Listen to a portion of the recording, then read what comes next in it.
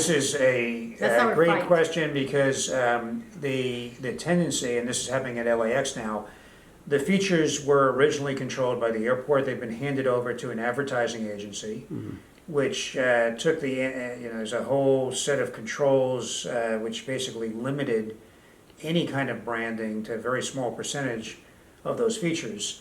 That's now being reversed, so that the art and how that created an experience is really being diminished, destroyed. That's the danger. And that is the danger, that when people see these media, they see an advertising opportunity. So it creates two kinds of pressures. I'll mention one, and I think you should really jump into the other one. One is, how do you create a business model so that does not happen? At LAX, we're on the road to doing that.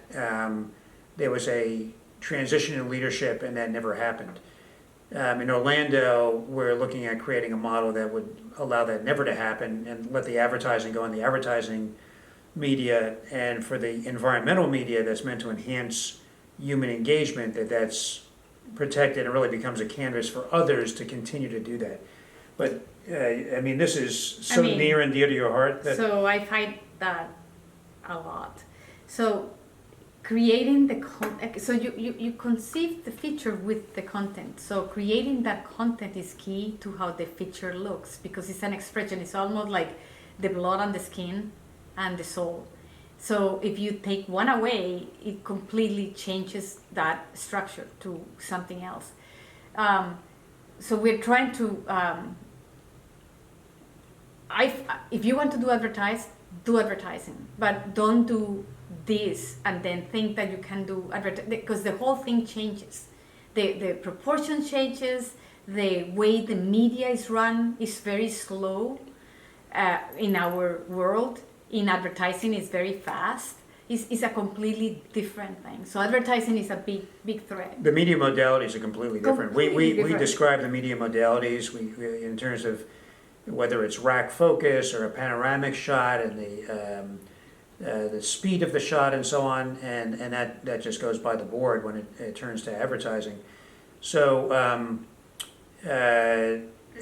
when we get involved in these projects, there's always the intention, the part of the owner and the design team, that these features are created for a very different purpose. If the ownership changes, and this tends to happen less in projects like Perkins Row, but much more so in airports where administrations change, there need to be additional safeguards to make sure that carries on. It's very easy to destroy this. And what happens, which is very interesting, you asked a question earlier about, did people miss their planes? People did miss their planes. People were engaged. People at the airport lounges would sit out on the balconies and look at the storyboard. And as soon as that switched to advertising, people turned away. People walk by those screens. They don't see the screens. Now they're seen as screens. Before, they were seen as kind of magical canvases. There's been a lot of letters ran and complaints about that, but when the change is made, it's very hard to recapture that. There's got to be a leadership that then recaptures it. So it's important that unlike the architectural environments we're used to designing in, where changing a feature is a momentous task, and has some liabilities because you want programmable spaces, but the architectural intent is usually much easier to protect. In the case of media, it's very easy, very vulnerable to change, and the change can be negative.